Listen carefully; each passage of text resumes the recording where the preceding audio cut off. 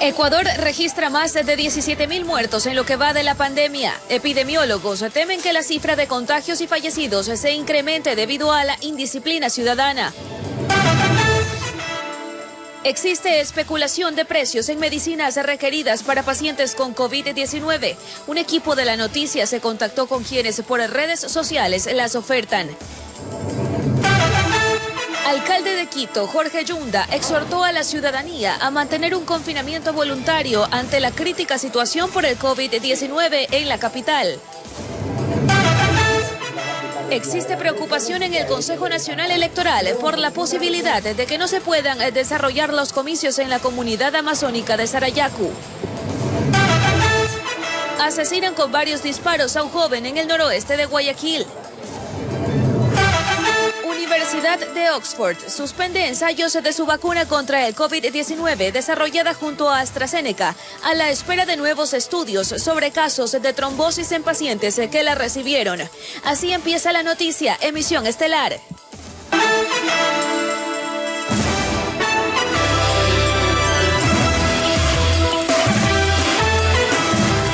¿Qué tal, amigos? Bienvenidos a la presente emisión informativa. Annalyn, Charlie, buenas noches. Compañeros y amables televidentes, buenas noches y gracias por su gentil sintonía. Así es, Annalyn, Adriana, amigos televidentes, les damos la cordial bienvenida. Iniciamos con las siguientes imágenes. Mucha atención de lo que ocurrió hoy en el centro de Guayaquil. Un taxi se estrelló contra el edificio de la Caja del Seguro del IES y terminó en la recepción. Los detalles en pocos minutos. Por ahora les informamos que Ecuador registra más de 17.000 fallecidos en lo que va de la pandemia. A esto se suma la saturación de hospitales, lo que aumentaría el índice de mortalidad. Tenemos un reporte enseguida. Hospitales que trabajan al 100% de su capacidad, pacientes que ya no encuentran camas para hospitalización y ni hablar para la unidad de cuidados intensivos. Son los duros momentos que vuelven a vivir varias ciudades del país. Una sobresaturación hospitalaria que eleva el número de muertos a causa de este virus. En todo el país al momento se contabilizan más de 17.000 fallecidos. De este número, 2.298 corresponden a Quito. En la ciudad, en Quito, ya nos reportaban en la anterior semana, ha habido más muertes de lo normal. Ese más muertes de lo normal es la muerte en exceso. Y en eso el país no está tan bien, somos el segundo país con más mortalidad en exceso a nivel mundial, solo por detrás de Perú. Y es que basta con ver la situación del Hospital IES Quito Sur, denominado Centinela por tener la capacidad para atender el mayor número de pacientes. Aquí en toda la pandemia se registra más de 1.400 fallecidos. De los cuales 650 son casos confirmados y 750 son sospechosos de COVID-19. De este número, 400 corresponden a lo que va del 2021, cifras que alarman, pues al día ya se llegan a registrar entre 6 y 8 personas que fallecen. El mayor porcentaje de fallecidos por COVID-19 son personas de 65 años en adelante. David Larreategui, experto en epidemiología e infectología, señala que los hospitales, de seguir llenos, no solo aumentaría el índice de mortalidad, sino de contagios, colocando a este panorama en un círculo caótico. Porque si siempre tienes llena los espacios de atención, pues hay pacientes que no pueden atenderse y siguen transmitiendo la enfermedad. Todos los factores se suman para que la epidemia en el país no se detenga, siga y se mantenga. Prefiere no hablar de una nueva ola, más bien dice que hemos permanecido siempre en la ola de contagios. Porque en realidad nunca hemos llegado a descender la ola, siempre hemos estado con capacidad alta de terapias intensivas, de hospitalización. Entonces, los hechos previos, los feriados, las elecciones, motivaron a que aumenten el número de casos y estemos viviendo el drama que vivimos los médicos que atendemos COVID día a día.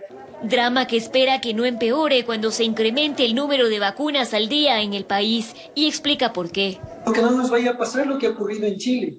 La gente vacunada pensó que ya estaba súper bien, que ya nos iba a contagiar, y empezó a salir, a reunirse, y ahora están teniendo un brote extremadamente grave con una alta tasa de mortalidad. En Quito informó Adriana Rojas.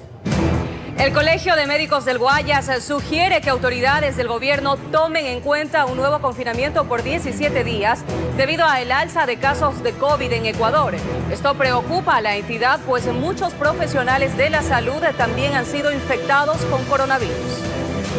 Confinamiento total por 17 días y compra urgente de más vacunas calificadas para frenar el creciente repunte de la pandemia. Eso es lo que expresaban representantes del Colegio de Médicos del Guayas, recalcando esta sugerencia para las autoridades del gobierno y de ahí explicando el por qué se debería pensar en un futuro confinamiento, pues como bien dicen, la pandemia no se ha terminado y presenta características de volverse más agresiva. No podemos seguir manteniendo el mismo escenario epidemiológico desde la primera ola frente a esta casuística de la segunda ola. Un aumento sostenido de la curva de la incidencia que arroja un promedio de 7.000 nuevos casos, con más de 300 muertos por cada día a nivel nacional. Es por ello que los galenos del colegio dan una fecha tentativa que podría ser tomada en cuenta por las autoridades. Desde las 00 horas del 14 de abril, desde las 00 horas del 14 de abril hasta las 00 horas del 1 de mayo, con las excepciones que permite la ley. Que hay que cuidarse mucho en estos días, sobre todo por el tiempo del proceso electoral, que la bioseguridad, mascarillas, el alcohol, debe ser lo primero en tomar en cuenta antes que las papeletas. Evitar las aglomeraciones. Que las medidas que se adopten para la segunda vuelta electoral para el proceso, esta vez sí se nos escuche, aumento sostenido de casuísticas, más contagios, más muertes, y esto es lo que queremos evitar. Informó Julio César Saona.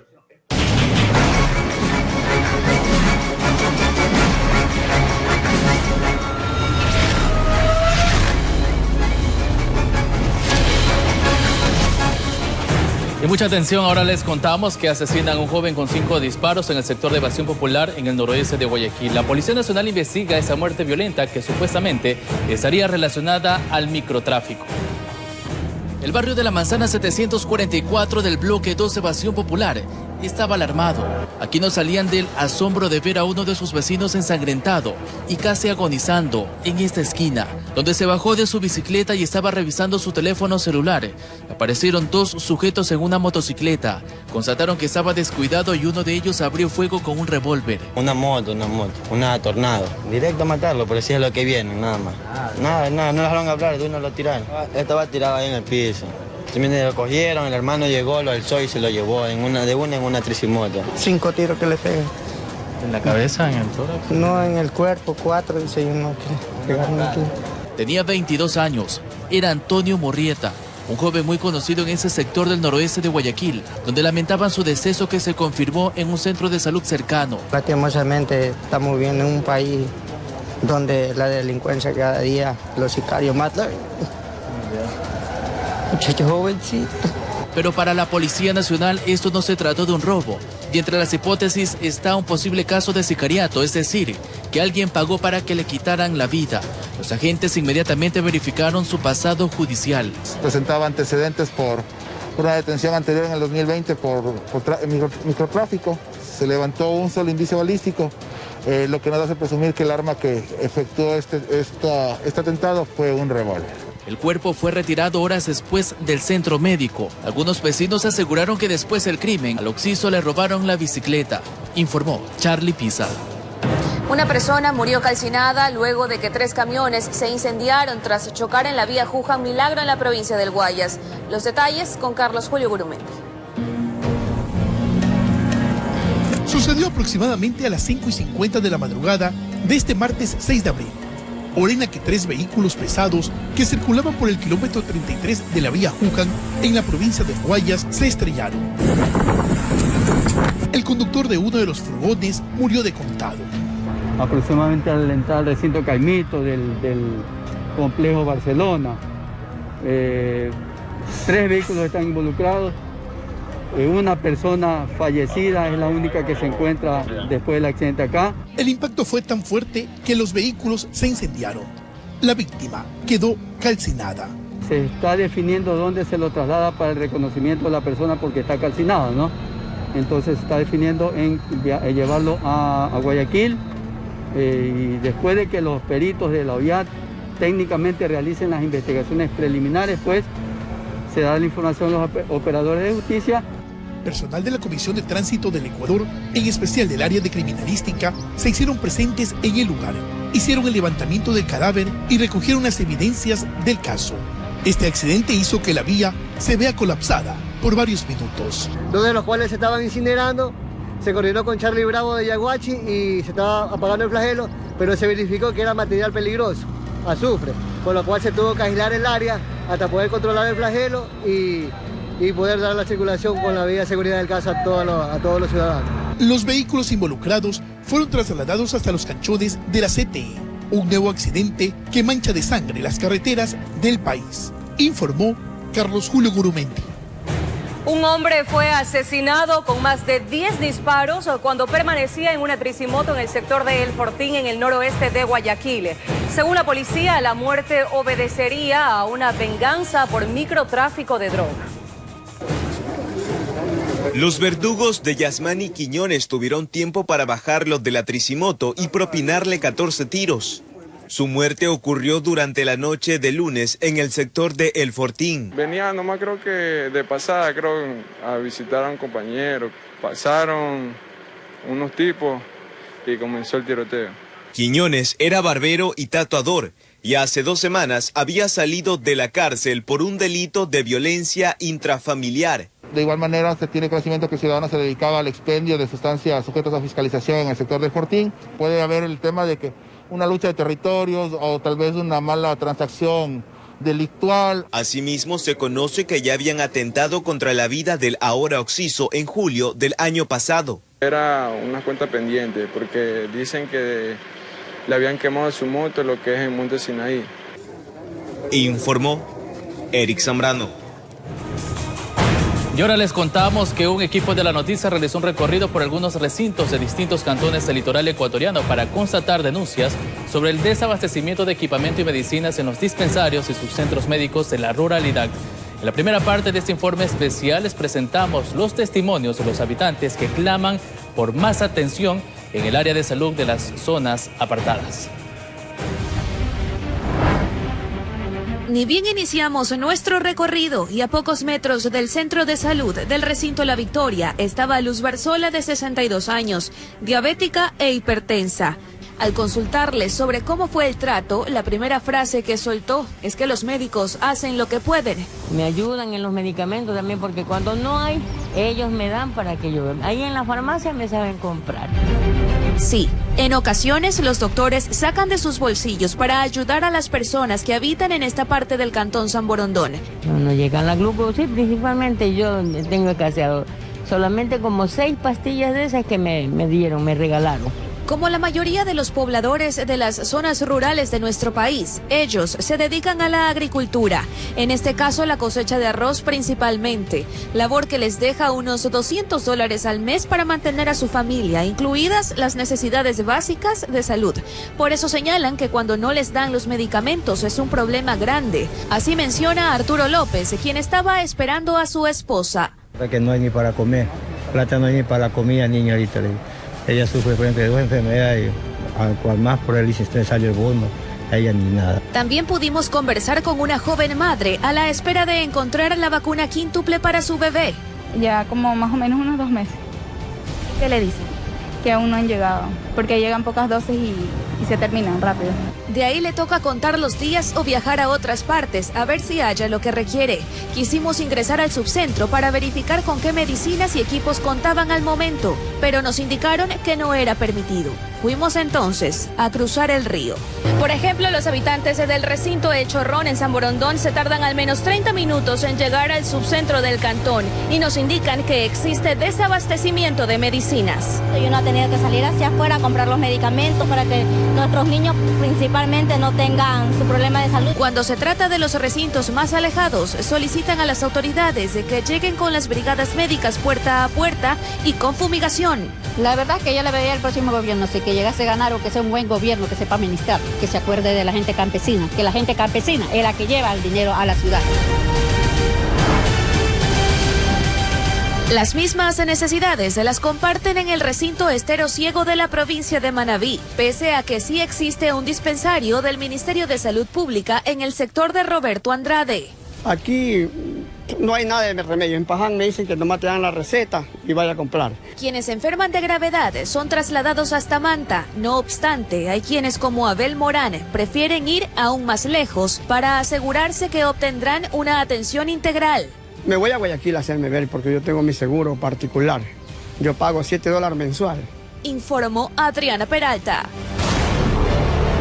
En una próxima entrega, les presentaremos el reclamo de los habitantes de Petrillo por el retiro de un subcentro de salud. De que estos dispensarios en las comunidades deben ser, primeramente, mejorar su infraestructura, tener equipamiento necesario. Así como la respuesta del titular de esta cartera de Estado. Se ha encontrado un Ministerio de Salud Pública con gestión insuficiente en la compra de medicamentos. Este miércoles, en la emisión estelar de su informativo La Noticia.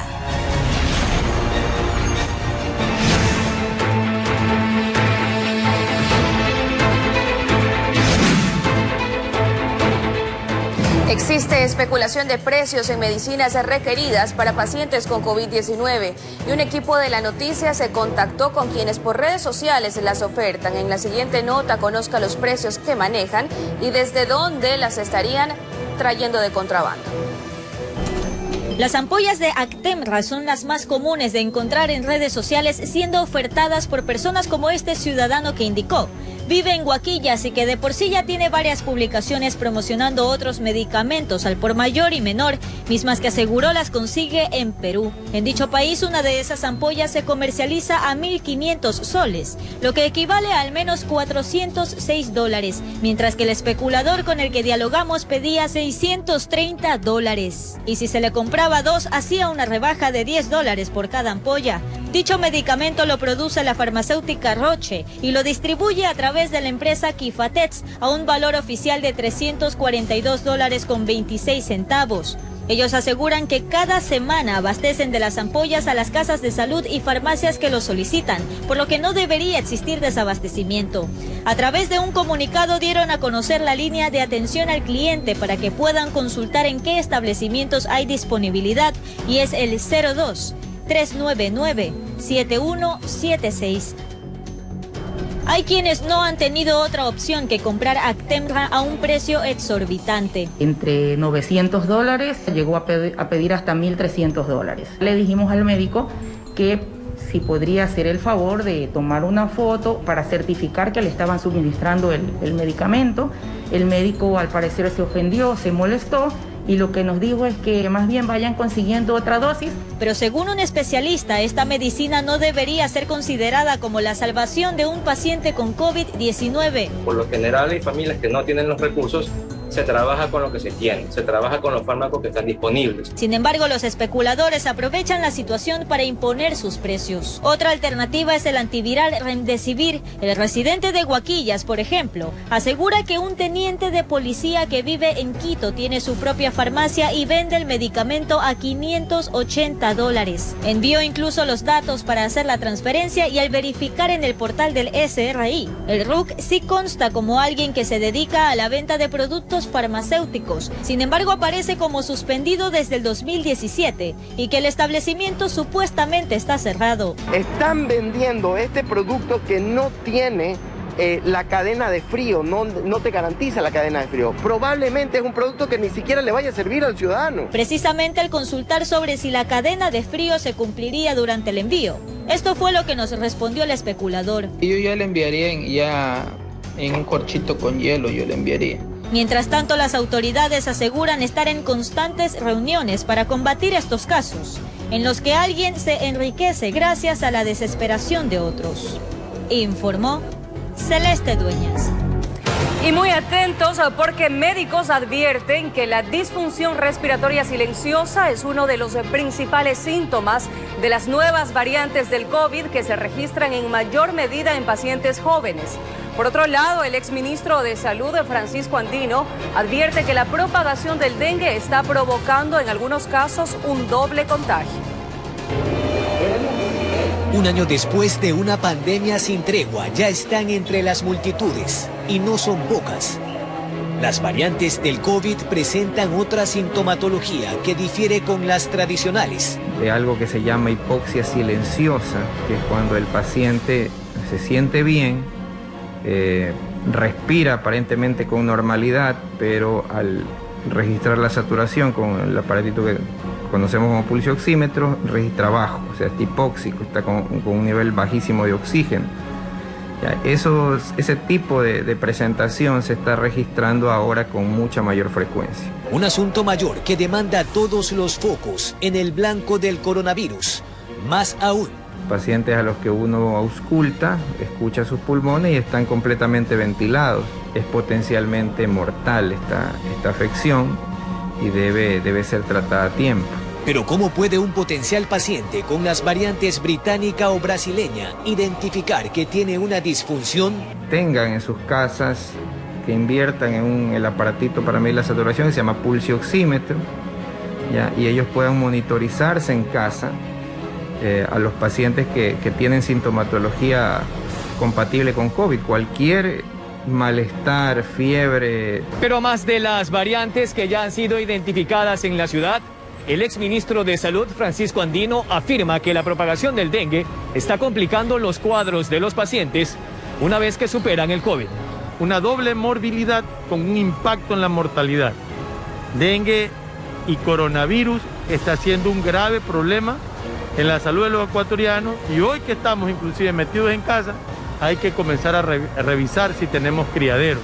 Aún así, en algunos grupos o sectores sociales no hay conciencia o pedagogía suficiente, informó Jorge Escobar. Beneficiarios de la vacuna contra el COVID-19 aseguran que en ocasiones no reciben la notificación para el proceso de vacunación que está llevando a cabo el gobierno nacional. Esto genera incomodidades entre personas de la tercera edad que están en la lista para recibir las respectivas dosis. Don Adolfo se quedó plantado, pues tenía una cita con el Ministerio de Salud y nadie le avisó. Se enteró que su turno para vacunarse contra el COVID-19 había sido programado para este lunes y él ni por enterado. No supe. Recién ahora mi nieta que se ve en el teléfono dice, a usted le han citado ayer. Entonces, pero no me he enterado. ¿Nadie lo llamó? ¿Nadie? No. Esta información recién la pudieron obtener luego de ingresar a una página web conocida como citas.med.es. Ahí lograron enterarse de cuándo y dónde sería vacunado. El caso de su esposa es muy similar. Ella recibió la notificación, pero 4 horas antes de agendada la cita. ¿A usted le llegó ya la notificación de que se podía vacunar? Sí, antes, como a las, más o menos serían 11 de la mañana. ¿Y a qué hora le toca la vacunación? A las 2:30 de la tarde. Es por ello que decidimos llevarlos hasta un centro de vacunación en La Espol. Aquí, con algo de trabajo, recibieron la primera dosis, hicieron la fila correspondiente y luego vino la vacuna. Muy bien, sí, no me dolió. Yo es que tenía nervio, pero ya me pasó. Sí.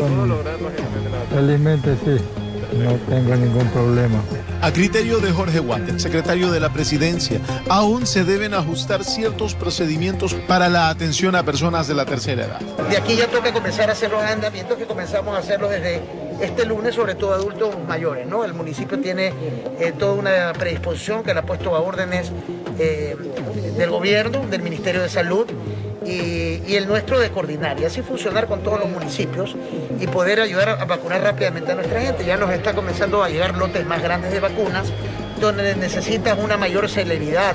Por lo pronto, don Adolfo y su esposa lograron recibir la primera dosis. Ahora les toca esperar la notificación de la segunda, informó Julio César Saona.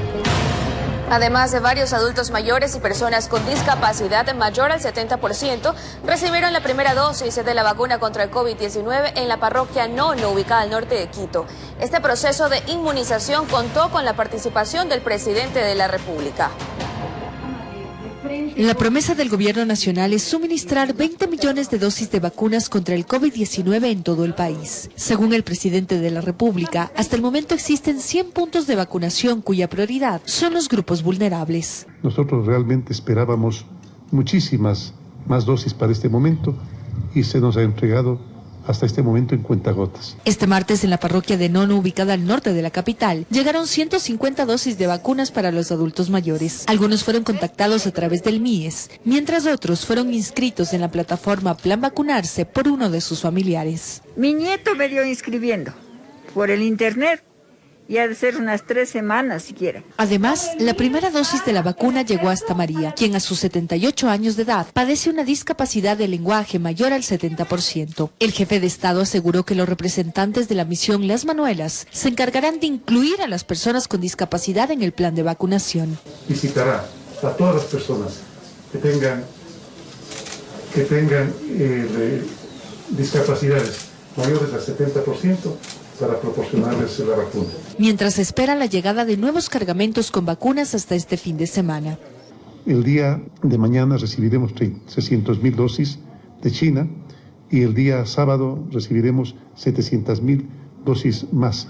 Durante la visita a Nono del presidente Moreno, el jefe de Estado exhortó a la comunidad a continuarse cuidando y se refirió al por qué un grupo de fallecidos en Guayaquil a causa del COVID-19 el año pasado todavía no ha sido ubicado. Ustedes entenderán que los ciudadanos, ante el temor de contagiarse con los cadáveres, y entiendo por qué estos empezaban ya el proceso de putrefacción, más aún en la costa, más aún en Guayaquil, empezaron a botar los cadáveres a la calle. Imposible identificarlos de esa forma. Junto a este llamado, también se solicitó a la comunidad acudir a las citas para la vacunación. Al momento, el 40% de las personas que son convocadas a través de llamadas telefónicas no asisten a las citas, informó Sofía Vinti.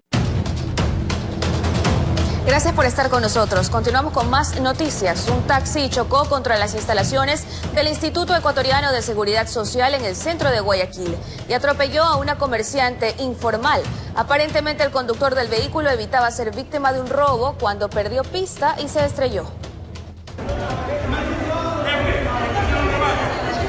Tal parece que en ocasiones la realidad supera la ficción y cuando menos lo esperaban, usuarios y colaboradores de la caja del IES, que está ubicada en el centro de Guayaquil, vivieron un gran susto en el momento en el que este taxi irrumpió en la entrada principal del edificio. Y no sé si habrá perdido pista, no sé qué le ha pasado al señor, pero el carro venía unos 20 kilómetros y subió derechito a lo que es a la puerta del IES.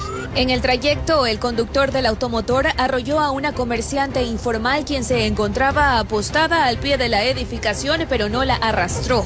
Quedó ahí, justo donde está la mancha de sangre, hasta que llegó personal médico y la trasladaron al hospital más cercano. Tenía la pierna partida, pero no tenía derrame de sangre y se la llevaron rápido. Sí, igual ya se la trató correctamente con el personal médico que se encontraba aquí, ya fue atendido. Y se preguntarán por qué. ¿Cómo fue que ocurrió esto? ¿Qué le habría sucedido al taxista para que pierda pista? Pues la respuesta aún es incierta, pero existe una hipótesis que cobra fuerza. Pero que los rumores dicen que a él lo han querido asaltar y eso hizo que perdió el control del vehículo y anotando lo que ha pasado ahorita, que se ha ingresado adentro del 10. En todo caso, el implicado primero recibió atención médica para que luego rinda su versión en la fiscalía y pueda esclarecer el hecho, informó Adriana Peralta. Y tal como lo anunciamos, más de 1.800 presos se fugaron de una prisión del estado de Imo en el sureste de Nigeria tras un ataque perpetrado por hombres armados, quienes usaron ametralladoras y explosivos en una serie de asaltos al centro de reclusión y otros edificios policiales y militares. La policía nigeriana cree que los responsables son parte de un grupo separatista. 6 reclusos volvieron voluntariamente a la cárcel tras el ataque para unirse a 35 reos que se negaron a escapar. Las autoridades iniciaron una operación de búsqueda de los prófugos y se ha ordenado una investigación del suceso. Y regresamos a temas nacionales y les contábamos que el candidato de la Alianza Creo Partido Social Cristiano, Guillermo Lazo Mendoza, llega por segunda ocasión a una segunda vuelta electoral con una adolescencia marcada por su trabajo, también por su trayectoria en la banca privada y su paso por la función pública como gobernador y ministro en los años 90. Jorge Escobar nos presenta su perfil político y humano. Guillermo Alberto Lazo Mendoza, 65 años, empresario y político, casado, 5 hijos. Experiencia en el sector privado, Bolsa de Valores de Guayaquil, COFIEC, Finanza, Procrédito y Finansur, presidente ejecutivo del Banco Guayaquil, presidente de la Asociación de Bancos Privados, vicepresidente de la filial nacional de Coca-Cola. En el sector público, gobernador del Guayas, presidente del directorio de la Comisión de Tránsito, ministro de Economía, director de la Fundación Malecón, presidente del directorio de la Fundación Terminal Terrestre de Guayaquil, embajador itinerante del Ecuador, miembro del directorio de la Corporación Andina de Fomento. Esta es su tercera participación. Mi vida laboral comienza a los 14 años de edad. Sorprendió a todos en casa cuando les dijo a sus padres y 10 hermanos que ante la compleja situación... No te preocupes por mí, yo voy a salir a buscar un empleo. Era la manera en que yo quería expresar apoyo a él. Yo estudiaba en las mañanas en el Colegio San José La Salle. En la tarde trabajaba en la Bolsa de Valores primero. Luego entró a COFIEC, que tras comprar las acciones de Banco de Guayaquil en 1984, en poco tiempo asumió su administración, hasta 2012. A finales de los 90 tuvo su primera participación pública. Gobernador de Guayas y ministro de Economía en el gobierno de Yamil Maguad, sobre lo cual, advierte, sus detractores se empeñaron en construir un falso estigma. Que a fuerza de repetirlo 1000 veces, no la ha convertido en realidad.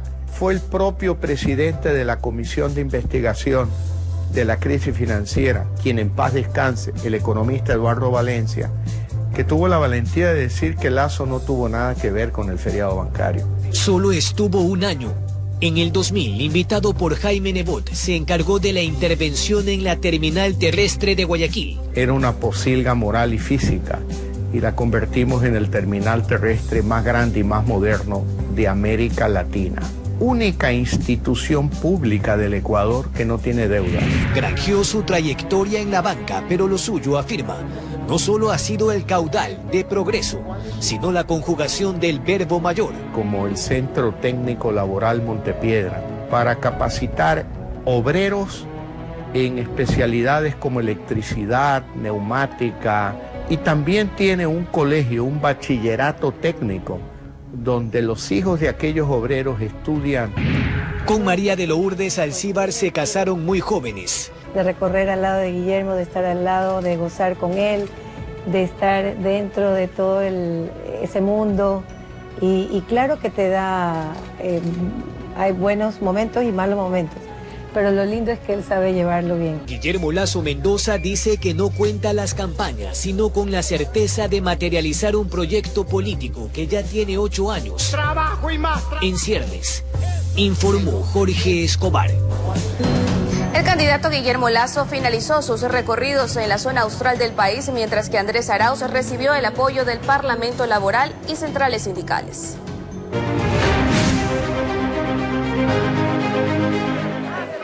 Guillermo Lazo, el aspirante a la presidencia de la Alianza Creo, Partido Social Cristiano, estuvo en Cañar para completar su recorrido por las 24 provincias del país y ofreció un emotivo discurso en el que afirmó que los ecuatorianos se sentirán respaldados si él llega a ser presidente.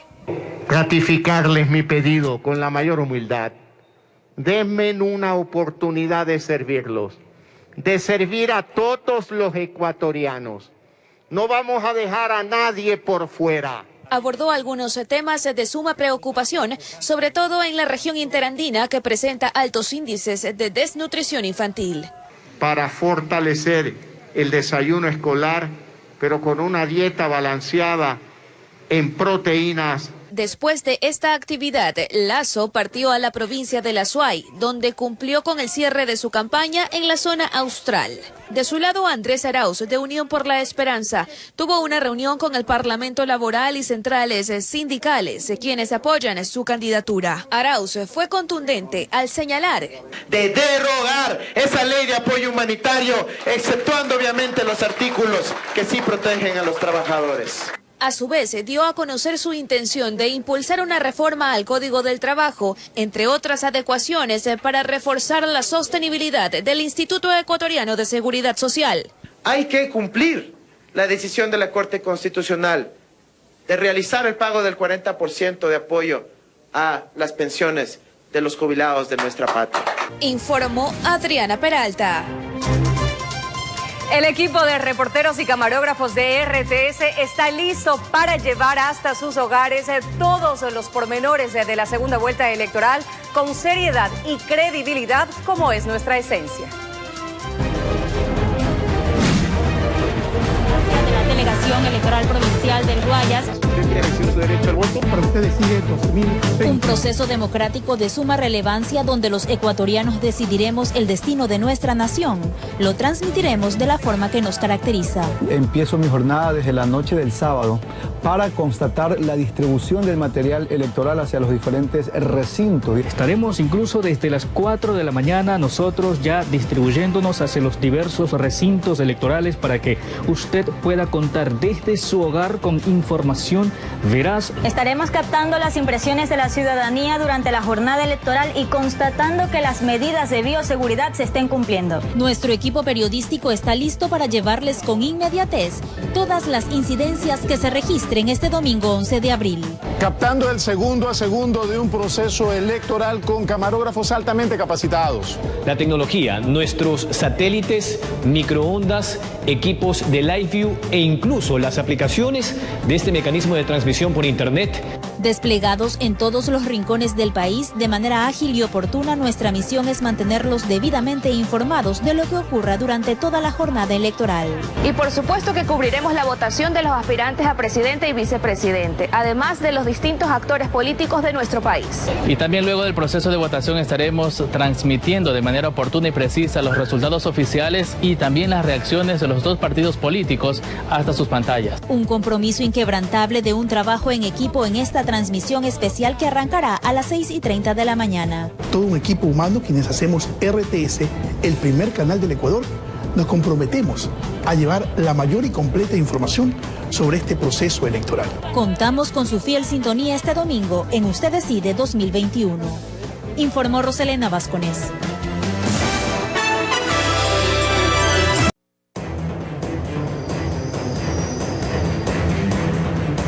Existe preocupación en el Consejo Nacional Electoral por la posibilidad de que no se puedan desarrollar los comicios en la comunidad amazónica de Sarayaku. Mientras tanto, ya está listo el protocolo de bioseguridad para las elecciones generales. Veamos. No solo en Chile y Nicaragua se suspenderían las votaciones del próximo domingo. A eso se uniría la comunidad de Sarayaku, ubicada en la provincia de Pastaza, cuyos dirigentes, en forma de rechazo frente a la gestión del Consejo Nacional Electoral CNE, han decidido no permitir el ingreso del material, donde existen 1.240 electores. Diana Tamaín, presidenta del organismo, lamenta lo ocurrido. En primera instancia, nosotros no vamos a poner en riesgo la integridad de nuestros funcionarios, por lo que lamentamos mucho no poder realizar elecciones en este territorio. Ya centrados en el operativo y protocolo de bioseguridad para las elecciones generales, se liman posibles asperezas, especialmente en las 8 provincias que están dentro del estado de excepción. Que las resoluciones, tanto del toque de queda como las medidas restrictivas, culminan el viernes 9 a las 23 horas 59 minutos, justamente por el evento electoral. Conscientes que estamos en medio de un rebrote del COVID-19, no escatimarán esfuerzos para evitar nuevos contagios. Acudir el 11 de abril a participar de esta jornada cívica, utilizando de forma obligatoria la mascarilla. De ser posible, llevar su propio esferográfico y gel, alcohol para la desinfección de sus manos. Y se elimina para nosotros como COE Nacional el exhorto que era del último dígito de la cédula para la votación. Por lo tanto, vuelve a los parámetros normales que siempre ha tenido el proceso electoral. Se analiza la posibilidad de pruebas rápidas del COVID para los miembros de las juntas receptoras del voto. Nosotros estamos analizando la posibilidad de poner atención sobre todo en las provincias donde se encuentran en estado de excepción y donde la pandemia lamentablemente ha despuntado. El 11 de abril participarán 37.957 miembros de las Fuerzas Armadas y 45.699 de la Policía Nacional. Existen ciertas misiones que tienen que cumplir Fuerzas Armadas: protección y seguridad de las instalaciones electorales, la protección y seguridad del material electoral. 36.813 policías distribuidos en el segmento operativo de apoyo preventivo, distribuidos en los diferentes destacamentos, en las delegaciones provinciales del CNE, en los recintos electorales. Informó Héctor Romero.